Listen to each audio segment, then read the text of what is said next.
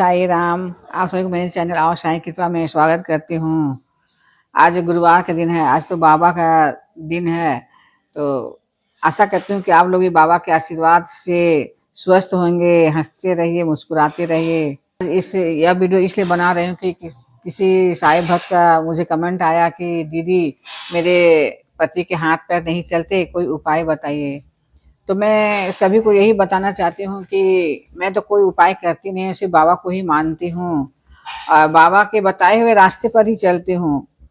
श्रद्धा और सबरी से आप जो भी मांगेंगे, जो भी करेंगे, तो आप बाबा के बताए हुए रास्ते पर चलेंगे तो बाबा आपके हर मनोकामनाएं पूर्ण करेंगे। जो भी मेरे पास अपनी परेशानी लेके आती है तो मैं उसे सबसे पहले मैं उसे साई चरित्र ही पढ़ने के लिए मैं कहती हूँ कि आप इसका पाठ के लिए पहले आप बाबा को जानिए कि बाबा क्या है और कैसे अपने भक्तों पर कृपा आशीर्वाद बनाते हैं, रखते हैं और अपने साथ लेकर चलते हैं। तो मैं उसे पहले साई चरित्र देती हूँ और इसे पढ़ने के लिए कहती हूँ कि इसका अगर थोड़ा थोड़ा एक दिन में थोड़ा थोड़ा भी आप पाठ करेंगे तो आप बाबा को जानेंगे और समझेंगे। जिंदगी में कोई परेशानी है, कोई भी तकलीफ या दिक्कत है तो आप बाबा के सामने इस साई चरित्र का पाठ करिए। और इसका पढ़ने का बहुत सरल और आसान तरीका है। जैसे कि हम लोग कुछ भी मन में कुछ परेशानी या कुछ भी बाबा से कुछ मांगने की इच्छा होती है या मनोकामना आप जब रखते हैं तो इसका हम लोग सप्ताह प्रयाण करते हैं और नहीं तो हर रोज भले ही 2 3 या 4 लाइन ही पढ़ते हैं। अगर आप इस साई चरित्र का कोई भी अगर बाबा के सामने अगर कोई भी मन में इच्छा है, जो भी परेशानी है, दुख तकलीफ है, तो संकल्प लेकर पढ़िए और 1 सप्ताह का पाठ करिए। लेकिन पूरा बाबा के ऊपर पूरा श्रद्धा, सबरी और विश्वास आपको रखना पड़ेगा, तो ही जाकर इस साई चरित्र का पाठ भी आपको मतलब काम आएगी और आपको फल देंगे बाबा। तो बहुत ही श्रद्धा और सबूरी और पूरे बाबा के ऊपर छोड़नी पड़ेगी। मेरे पूरे घर द्वार मेरे परिवार को चलाइए और जो भी मन में इच्छा है, जो भी तकलीफ है परिवार में, तो बाबा के सामने अपना तकलीफ बताइए, बाबा को सुनाइए। बाबा ही तो हम भक्तों के एकमात्र सहारा है। वे अवश्य ही सभी भक्तों के बात सुनते हैं और कृपा करते हैं, लेकिन मन में बहुत ही श्रद्धा, सबूरी और विश्वास रखना पड़ेगा। हम लोग पूरा करते हैं। जैसे पहला दिन जहाँ हम लोग स्टार्ट करेंगे तो उसमें लिखा हुआ प्रथम विश्राम, फिर उस दिन वहाँ हम लोग को छोड़ देनी है, फिर दूसरे दिन फिर द्वितीय विश्राम तक पढ़ना है। ऐसे ही कर कर इसमें 7 दिन का साई चरित्र है, उसका आप पाठ करिए और जो लास्ट दिन अंतिम दिन रहेगी उसमें कुछ भोग या प्रसाद बनाकर गरीबों को खिलाइए। और दूसरी है उदी, जो बाबा ने शिरडी में अग्नि प्रज्वलित करके वो धुनी जलाई थी और उसे भक्त बाबा से मिलने आते थे, उसे बाबा उदी ही देते थे और सेवन करने के लिए। तो बाबा ने उस उदी को संजीवनी बना दिया और हमारे लिए बाबा संजीवनी के रूप में छोड़ गए हैं। तो मैं विभूति की महिमा आप सभी को बताऊंगी। भले ही बाबा आज हमारे बीच नहीं है, लेकिन उदी के रूप में हमारे जीवन में कैसे चमत्कार करते हैं। ये उदी कैसे दवा और दुआ के काम करती है। लेकिन बाबा से श्रद्धा पूर्वक मदद मांगिए और सच्चे हृदय से प्रार्थना करिए और बाबा की इस उदी को आशीर्वाद समझकर अपने जीवन में उतार लीजिए। फिर देखिए बाबा हमेशा आपके साथ रहेंगे। लेकिन यही है कि इस उदी को सेवन करने से पहले आपको पूरी श्रद्धा और विश्वास रखना पड़ेगा, तो ही जाकर ये उदी आपको काम करेगी और नहीं तो फिर नहीं करेगी। इसलिए बाबा पर पूर्ण श्रद्धा और विश्वास रखकर इस उदी का सेवन करिए। तो बाबा का स्मरण करिए, बाबा का नाम लीजिए और सच्चे हृदय से और सच्चे भाव से, बाबा सिर्फ भाव देखते हैं, सच्चे भाव से बाबा से मदद मांगेंगे और उस उदी का सेवन करेंगे तो आपकी जो भी परेशानी है, जो भी दिक्कत है शारीरिक, वो सब बाबा ठीक करेंगे, सब दूर करेंगे। तो मैं जैसे करती हूँ, मैं आप सभी को वैसे ही बताऊंगी कि मैं किस तरह से मतलब उदी का सेवन करती हूँ और क्या करती हूँ। मैंने जैसे करी है वैसे ही आप सभी को बताऊंगी और आप लोग भी वैसे ही करिए, देखिए। लेकिन मन में श्रद्धा, भाव और भक्ति का दृढ़ होना बहुत ही जरूरी है। जैसे कि अगर उदी आप कोई भी परेशानी है या शरीर में कोई दिक्कत है या बीमारी है, बाबा की उदी से तो असाध्य से असाध्य रोग भी ठीक हो जाते हैं। और तो इसका सेवन लेकिन सही तरीके से करना है।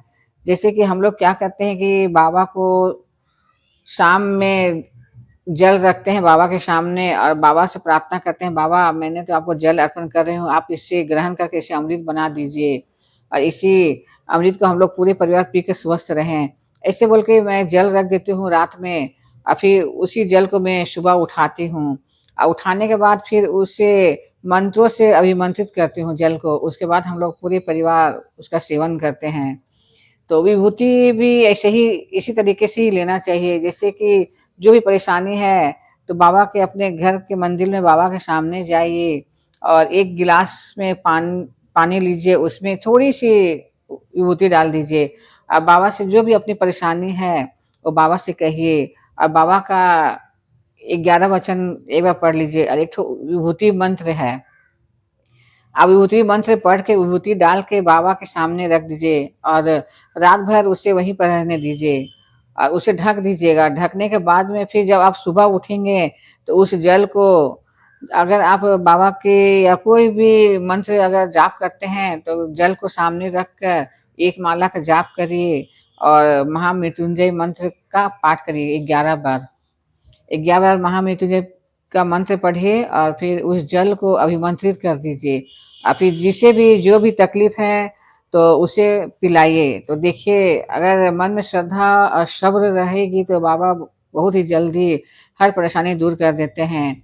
अगर आपके पति को भी जो भी समस्या है तो आप ऐसे ही उसे विभूति जल दीजिए। अगर पैर हाथ में अगर काम नहीं कर रही है तो बाबा का जो विभूति है उसे जहाँ काम नहीं कर रही उस जगह में उसका मतलब लगाइए पैर हाथ में और बाबा का विभूति सुबह शाम इसी तरह दीजिए। अगर दवा लेते हैं तो दवा भी यही उदी जल से ही लीजिए, क्योंकि कभी-कभी होता है कि दवा भी अगर खाने से जल्दी काम नहीं करती है, लेकिन बाबा के जब उदी जल से हम लोग जब दवा लेते हैं तो बहुत जल्द ही काम करती है। तो इसी जल से ही दवा लीजिए और बाबा पर पूर्ण श्रद्धा और विश्वास रखिए। देखिए जो भी परेशानी है, जो भी दिक्कत है, वो सब बाबा ठीक करेंगे।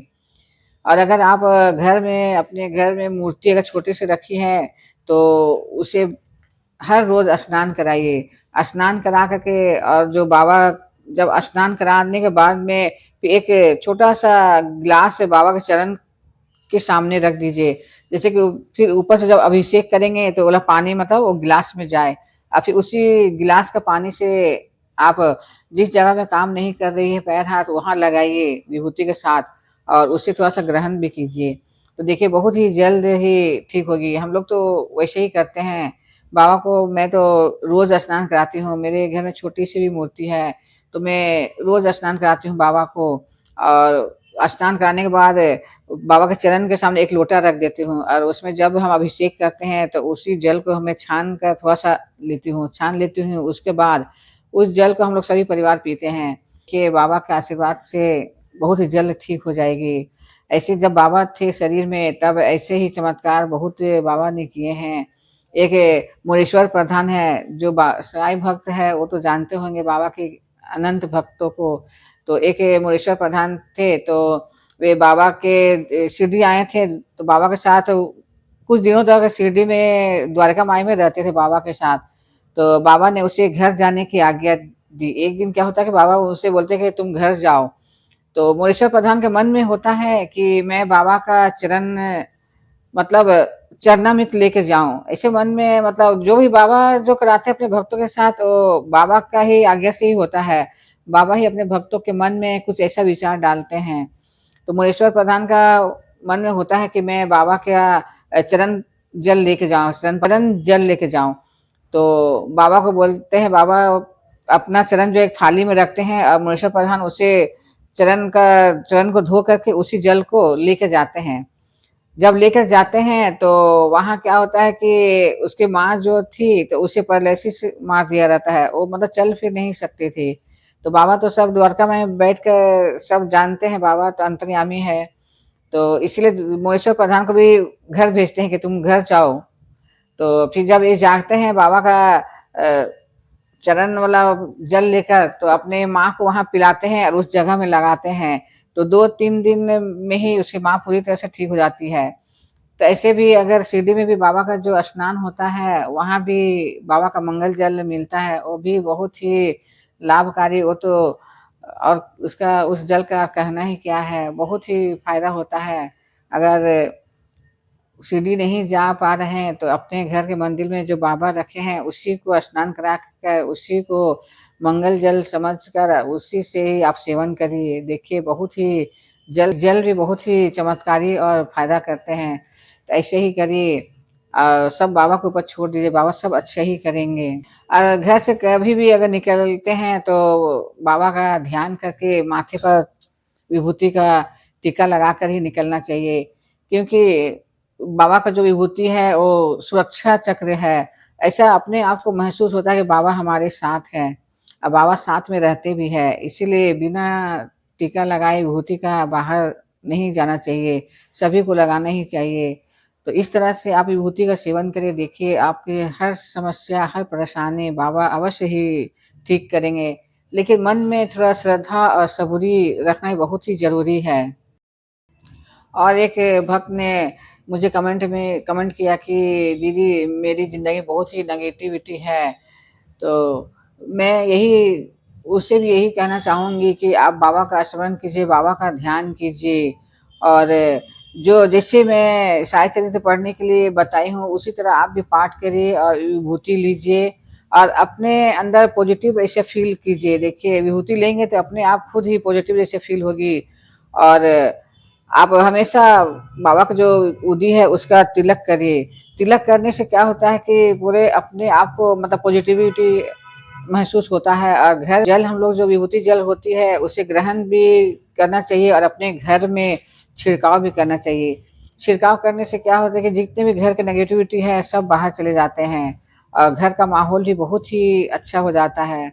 और कभी-कभी मन में ऐसा होता है कुछ बुरे विचार आते हैं तो थोड़ा नेगेटिविटी लगता है, लेकिन जब बाबा का आप स्मरण करेंगे, जैसे कुछ भी काम करते रहेंगे ना तो बाबा का ध्यान करिए और बाबा का ही स्मरण करिए। फिर देखिए आपके जो भी नेगेटिविटी है घर में या आपके अंदर वो सभी ठीक हो जाएँगे, सब दूर हो जाएँगे। ऐसे ही बाबा के एक भक्त थे जो रोहिला, तो उसके भी अंदर भी बहुत ही ऐसे ही बुरे विचार आते थे। तो वे क्या करते थे कि वो ज़ोर-ज़ोर से फिर बाबा का जो अल्लाह अकबर के नारे लगाते थे, बहुत ज़ोर-ज़ोर से कलमे पढ़ते थे। तो जब हम लोग जब अपना ध्यान कहीं और लगा देते हैं बाबा की तरफ या कोई अच्छे काम में या मंत्र जाप में या कुछ अच्छा भजन सुनने में, तो वो जो हमारे अंदर जो कुविचार होते हैं, जो नेगेटिविटी होती है, जो बुरे विचार वो निकल जाते हैं। तो आप भी वैसे ही करिए। जो भी जब भी कुछ भी काम कर रहे हैं तो बाबा का स्मरण करिए, बाबा का ध्यान करिए, मोबाइल में बाबा का मतलब भजन सुनिए, देखिए आपके घर में भी सब पूरी पॉजिटिविटी हो जाएगी और आपके अंदर भी अच्छे-अच्छे विचार आएँगे और आपके जो भी समस्या, जो भी दिक्कत है, जो भी आपको ऐसा महसूस होता है, तो वो सब दूर हो जाएँगे। इसीलिए आप हमेशा स्नान करने के बाद बाबा की उदी टीका लगाइए और टीका लगाने से क्या होता है कि खुद को महसूस होता है कि बाबा हमारे साथ हैं और ये तो बाबा का सुरक्षा चक्र होती है। तो ऐसे ही करिए देखिए और अपने घर में बाबा के विभूति जल से छिड़काव अवश्य ही करिए। देखिए फिर आपके घर में भी बहुत ही एनर्जी और बहुत ही पॉजिटिविटी आएगी और आपको ये बहुत ही अच्छा लगेगा। बाबा सिर्फ़ ब अपने भक्तों के भाव देखते हैं और उसका विश्वास और श्रद्धा देखते हैं। अगर आपका श्रद्धा और विश्वास अगर बाबा के चरणों में अगर दृढ़ रहेगी ना, तो आपकी हर परेशानी बाबा दूर करेंगे। इसलिए बाबा के ऊपर पूरा विश्वास और श्रद्धा भक्ति से आप ये सब करिए, देखिए बाबा आपकी हर परेशानी को दूर दूर कर देंगे और बाबा हमेशा आपके साथ रहेंगे। और श्रद्धा और सबूरी के साथ करिएगा। बाबा शरीर में थे तो जो भी साईं भक्त है, साईं चरित्र पढ़ते होंगे तो 22वें अध्याय में आया हुआ है उसका लीला अमीर शक्कर की। तो वे भी बहुत ही मतलब परेशानी में थे और उसकी शारीरिक परेशानी थी बहुत। तो वे मतलब बहुत ही तकलीफ़ में थी। तो ये तो सोचे थे कि इस ऐसी ज़िंदगी से मर जाना ही बेहतर होगा। तो ये हिम्मत करके बाबा के पास आते हैं। लेकिन बाबा ने उसे चावड़ी में रहने के लिए आज्ञा देते हैं, वो भी 9 महीना। जबकि शिरडी में इतने भक्तों के घर रहते हैं, लेकिन वहाँ नहीं भेजकर चावड़ी में ही भेजते हैं। और चावड़ी उस समय ऐसी स्थिति में थी कि बहुत ही बुरी स्थिति में थी। वहाँ कोई भी अच्छे इंसान का रहने लायक नहीं था उस जगह, वो स्थान। वहाँ कोई भी अच्छे लोग एक पल भी नहीं रह पाते। लेकिन बाबा ने अपने भक्तों के जो भी हित में, जो अच्छे हित में होते हैं, जो हित में होते हैं वही करते हैं बाबा। तो अमित शक्कर को भी बाबा ने 9 महीना चावड़ी में रहने की आज्ञा दिए। तो अमित शक्कर के को तो श्रद्धा और सबूरी था और बाबा का विश्वास भी थे और वो वहाँ रहे भी। लेकिन वो कुछ महीना रह कर उस वे क्या करते हैं कि उस जगह से बहुत ऊब जाते हैं। मतलब उसे बहुत तकलीफ होती है, बहुत वहाँ, मतलब रहा नहीं जाता है। तो वे क्या करते, एक रात अपने घर वापस जाने के लिए सोचते हैं। अब ये चले जाते हैं कोपर गाँव। तो कोपर गाँव में जाते हैं तो वहाँ एक कोई बूढ़ा आदमी, मतलब पानी माँगता है। तो मतलब वो अंतिम श्वास लेते हैं, तो उससे पानी माँगता है, तो पानी ये पिलाते हैं। तो पानी पिलाने से उसका देहांत हो जाता है। तो इसे बहुत ही अफ़सोस होता है कि मैंने बाबा का आज्ञा के बिना कैसे शिरडी छोड़ दिया, बहुत अफ़सोस करते हैं। और वे क्या करते हैं कि सुबह होने से पहले वे शिरडी लौट कर आ जाते हैं और आकर के वो चावड़ी में ही रहते हैं। तो चावड़ी में रहते हैं तो पूरे 9 महीने तक वहाँ रह जाते हैं, तो बाबा उसे 9 महीने के बाद पूरा ठीक कर देते हैं, ठीक हो जाते हैं। तो 9 महीना में भी एक बच्चे का जन्म होता है। जब बच्चा जब माँ की गोद में रहते हैं तो वो बहुत ही कष्टदायक से रहते हैं 9 महीना तक। तो बाबा भी अपने भक्तों के हित में क्या अच्छा है उसके लिए वही करते हैं। तो अमीर शक्कर के लिए ये तो दूसरा जन्म बाबा ने दिए और उसको माँ के गर्भ में जैसे तकलीफ में एक बच्चा रहता है, उसी तरह उसे तकलीफ वहाँ काटनी ही पड़ती है 9 महीना तक। तो बाबा जानते हैं कि उसको भक्तों को क्या चाहिए, उसके हित में क्या अच्छा है वही करते हैं। तो 9 महीने के बाद वो पूरी तरह से स्वस्थ हो जाते हैं, फिर अपना घर जाते हैं। तो इसीलिए बाबा के ऊपर पूरी श्रद्धा और सब्र रखिए। बिना सब्र का कुछ नहीं होता है। अगर श्रद्धा है तो सब्र भी आपको रखनी ही पड़ेगी। बस मैं इतने ही कहकर अपनी वाणी साईं के चरणों में रखती हूँ और आप सभी के लिए भी कि जीवन में जो भी परेशानी है, जो भी दिक्कत है, मैं बाबा से प्रार्थना करूँगी कि सब ठीक हो जाए, सब हल मिल जाए और सब बाबा सभी को स्वस्थ रखे, अच्छा से रखे, खुश रखे। मैं प्रार्थना करूँगी, बस इतना ही कहकर मैं अपने साईं की वाणी साईं के चरणों में रखती हूँ। जय साईं राम।